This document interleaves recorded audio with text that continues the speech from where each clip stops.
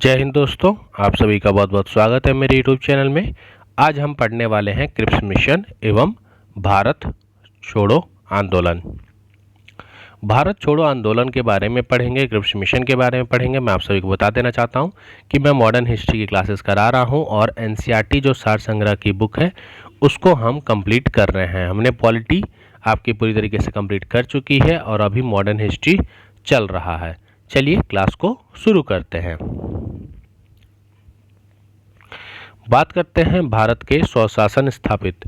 भारत में स्वशासन स्थापित करने के उद्देश्य से ब्रिटेन द्वारा क्रिप्स मिशन की घोषणा कब की गई थी? तो मार्च 1942 में ब्रिटेन के द्वारा भारत में स्वशासन स्थापित करने के लिए क्रिप्स मिशन की घोषणा की गई थी मार्च 1942 में।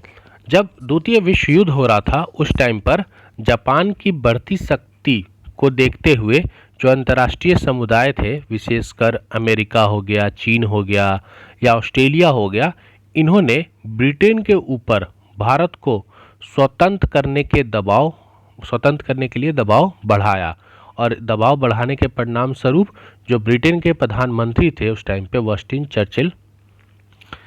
वस्टिन चर्चिल द्वारा स्टैफोर्ड क्रिप्स के नेतृत्व में एक दल को भारतीय नेताओं से वार्ता हेतु मार्च में 1942 में भारत भेजा गया और इसी को हम क्रिप्स मिशन कहते हैं। इसी को हम क्या कहते हैं? आपका क्रिप्स मिशन कहते हैं। तो क्रिप्स मिशन आपको पता है मार्च 1942 में भारत भेजा गया था और इसका मेन उद्देश्य क्या था? भारत में स्वाधीनता को लाना। ठीक है, अब इसके कुछ प्रावधान थे, उस प्रावधान को भी हम समझते हैं और इसके बारे में चीज़ों को समझने की कोशिश करेंगे कि क्या क्या इसके प्रावधान थे। तो सबसे पहला, युद्ध के बाद भारत को डोमिनियन राज्य का दर्जा दिया जाएगा, जिसके खिलाफ था कौन? आईएनसी मतलब कांग्रेस इसके खिलाफ था कि हमें डोमिनियन स्टेटस नहीं चाहिए, हमें पूर्ण स्वतंत्रता चाहिए। भारतीयों को अपना संविधान निर्मित करने का अधिकार दिया जाएगा, जिसके लिए युद्ध के बाद मतलब सेकेंड वर्ल्ड वॉर के बाद एक संवैधानिक निर्माती परिषद बनेगी और जिसमें ब्रिटिश के जो प्रांत हैं उनके निर्वाचित सदस्य और देसी रजवाड़ों के प्रतिनिधित्व शामिल होंगे। तो इन्होंने कहा था कि एक संवैधानिक निर्माती परिषद बनेगा और इसमें निर्वाचित सदस्य और देसी रजवाड़े और उनके प्रतिनिधित्व शामिल होंगे। कब? युद्ध के बाद। क्लियर? तीसरा अगर देखें, तीसरा ये कह रहे हैं कि ब्रिटिश राज्य का कोई प्रांत यदि नए संविधान को स्वीकार ना करना चाहे तो वह उस वर्तमान संवैधानिक स्थिति को बनाए रखने का अधिकार उसके पास होगा। नए संविधान को ना स्वीकार करने वाले प्रांतों को अपना अलग संविधान बनाने की आज्ञा होगी। अगर आप नए संविधान को नहीं लेना मतलब स्थापित करना चाहते तो आप अपना पुराना संविधान या खुद का संविधान बना सकते हैं। मतलब एक तरफ से ये भारत को पूरी तरीके से तोड़ने का प्लान था कि इंडिया को बांट दो, इससे में कि आज़ादी की मांग खत्म हो जाए और ये हमारे अंडर ही रहे हमेशा। युद्ध के दौरान जो ब्रिटिश का वायसराय था उसने एक नई कार्यकारी परिषद का गठन किया और जिसमें भारतीय जनता के लिए प्रमुख वर्गों के प्रतिनिधित्व शामिल होंगे। ठीक, लेकिन जो रक्षा मंत्रालय है वह ब्रिटिश के नेतृत्व में रहेगा।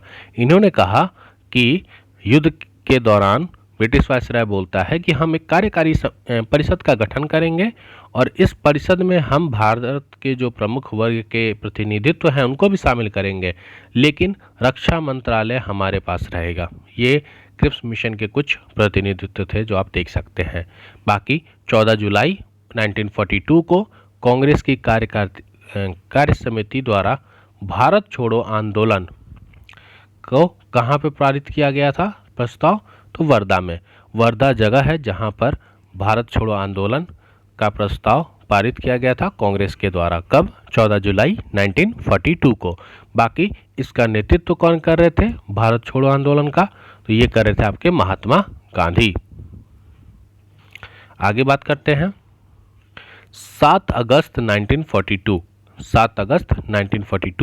बंबई के ऐतिहासिक ग्वालियर टैंक में अखिल भारतीय कांग्रेस कमेटी की वार्षिक बैठक होती है जिसमें वर्धा प्रस्ताव जो भारत छोड़ो आंदोलन की पुष्टि हुई और इसमें कुछ संशोधन करने के बाद 8 अगस्त 1942 को यह प्रस्ताव स्वीकार कर लिया जाता है कि भारत में स्वतंत्रता संघर्ष के अंतर्गत अंग्रेजों के विरुद्ध वह भारत छोड़ो आंदोलन स्टार्ट करेंगे। क्लियर? कहाँ पे? ग्वालियर टैंक, याद रखिएगा 7 अगस्त, और अगले दिन कुछ संशोधन के बाद प्रस्ताव को पारित कर लिया जाता है। ठीक है, बाकी आपसे कोई पूछे कि भारत छोड़ो आंदोलन कब स्टार्ट हुआ था, तो 9 अगस्त 1942 को, 7 अगस्त को ये प्रस्ताव आपका पुष्टि हुई, 8 अगस्त को ये प्रस्ताव को स्वीकार किया गया, 9 अगस्त को इसे क्या कर दिया गया, प्रारंभ किया गया। ठीक है, चलिए आगे बढ़ते हैं। बात करते हैं भारत छोड़ो आंदोलन के दौरान गांधी जी द्वारा करो या मरो का नारा दिया गया था। तो करो या मरो का नारा किसके द्वारा दिया गया था? महात्मा गांधी जी के द्वारा। कब दिया गया था? भारत छोड़ो आंदोलन के दौरान। जबकि करो या मरो नारे का वास्तुकार कौन थे? तो यूसुफ मेहर अली को माना जाता है। ये बहुत इंपॉर्टेंट है कि कभी आपसे क्वेश्चन पूछ देगा कि करो या मरो नारे का वास्तुकार किसको माना जाता है? तो यूसुफ मेहर अली। क्यों? सबको ये लगता है गांधी जी है करो या मरो, लेकिन वास्तविक जो उसके वास्तुकार थे वो यूसुफ मेहर अली, याद रखिएगा। जब भारत छोड़ो आंदोलन प्रस्ताव पारित किया गया तो उस समय कांग्रेस के अध्यक्ष कौन थे? जब भारत छोड़ो आंदोलन आपका प्रस्ताव पारित हुआ था तो उस टाइम पे कांग्रेस के अध्यक्ष कौन थे? तो मौलाना अब्दुल कलाम आज़ाद। मौलाना अब्दुल कलाम आज़ाद। भारत छोड़ो आंदोलन के समय पर इंग्लैंड के प्रधानमंत्री अगर आपसे पूछ ले तो वो चर्चिल थे, विंस्टन चर्चिल। भारत छोड़ो आंदोलन के दौरान महात्मा गांधी का साथ देने वाले अमेरिकी पत्रकार कौन थे? तो लुई फिशर। लुई फिशर एक पत्रकार थे जिन्होंने भारत छोड़ो आंदोलन के समय पर महात्मा गांधी जी का साथ दिया था। क्लियर? अगर हम बात करें operation zero hour, operation zero hour किससे संबंधित है? तो भारत छोड़ो आंदोलन के दौरान गांधी जी के समेत प्रमुख नेताओं की जो गिरफ्तारी हुई थी उसको हम ऑपरेशन जीरो आवर उससे संबंधित है। जब ये आंदोलन चल रहा था तो उस टाइम पे गांधी जी को गिरफ्तार कर लिया गया था आंदोलन को कमजोर करने के लिए, और इनके जो प्रमुख नेता थे उनको भी अरेस्ट कर लिया गया था आंदोलन की शुरुआत होते ही।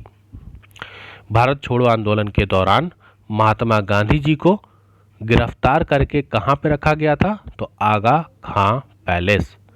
आगा खां पैलेस पूना में है, वहां पे इनको गिरफ्तार करके रखा गया था। भारत छोड़ो आंदोलन के दौरान जेल से फरार होकर किसने भूमिगत गतिविधियों को संगठित किया था? तो जेपी जयप्रकाश नारायण जी ने।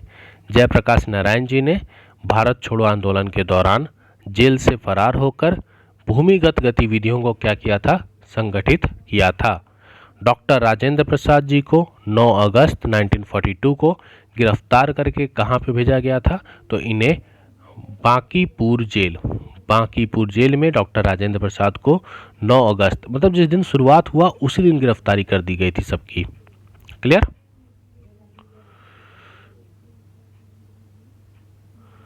आगे बात करते हैं।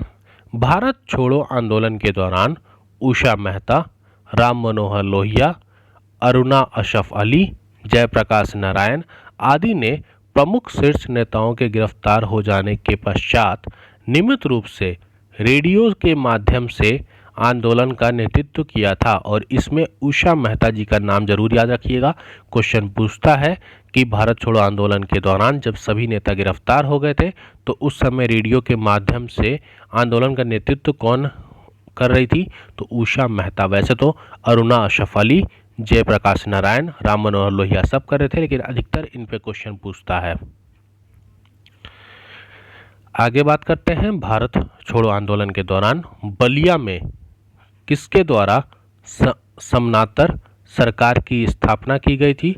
तो चित्तू पांडे के द्वारा बलिया में समनातर सरकार की स्थापना की गई थी। मतलब ये आप जैसे ये तो ब्रिटिशर्स अपना सरकार चला रही है, यहाँ पे बलिया में चिंटू पांडे ने बोल दिया था कि हमारी भी सरकार चल रही है आपके विरुद्ध। जैसे आपका वित्त मंत्री है, हमारा भी वित्त मंत्री है, आपका अगर राज्य मंत्री है तो हमारा भी रक्षा मंत्री ये है। बंगाल के मिदानपुर जिले में जातीय सरकार की स्थापना किस वर्ष की गई थी? तो 1942 में। 1942 बंगाल मिदानपुर जिला जातीय सरकार। बाकी भारत छोड़ो आंदोलन को किस अन्य नाम से जाना जाता है? तो अगस्त क्रांति। भारत छोड़ो आंदोलन को अगस्त क्रांति के नाम से भी जाना जाता है क्योंकि ये 9 अगस्त 1942 को स्टार्ट हुआ था। लिन लिथिगो ने गांधी जी के आंदोलन को राजनीतिक फिरौती की संज्ञा दी थी। किसने? इस महानौती ने, क्योंकि इनको डर था कि ये जो गांधी जी हैं इनकी लंका डुबा देंगे, इसीलिए इन्होंने गांधी जी के आंदोलन को राजनीतिक फिरौती की संज्ञा दी थी। क्लियर? आगे बात करते हैं कि महात्मा गांधी जी ने क्रिप्स मिशन को उत्तर तितकीय चेक, पोस्ट डेटेड चेक की संज्ञा दी थी। जो महात्मा गांधी जी थे इन्होंने कहा था कि ये जो क्रिप्स मिशन है ये एक टाइप का पोस्ट डेटेड चेक है जिसको आप यूज नहीं कर सकते। क्या है ये? पहले मतलब ये चेक टाइप से एक्सपायर हो चुका है। ठीक है, तो आज की क्लास में हमने क्रिप्स मिशन और भारत छोड़ो आंदोलन के बारे में पढ़ा। आपको अगर ये क्लास अच्छी लगी हो तो इस वीडियो को लाइक करें, इस चैनल को सब्सक्राइब कर लें जिससे आपको डेली क्लासेस के अपडेट्स मिलते रहें। और कोई भी थॉट्स हैं, कोई कमेंट, अगर आप थॉट्स हैं, व्यूज़ हैं या कुछ डाउट है, कुछ भी चीज़ है तो आप अपने व्यूज़ को कमेंट में रख सकते हैं, मैं आपको रिप्लाई ज़रूर दूंगा। बाकी मिलते हैं अपने नए वीडियो में। जय हिंद, जय भारत।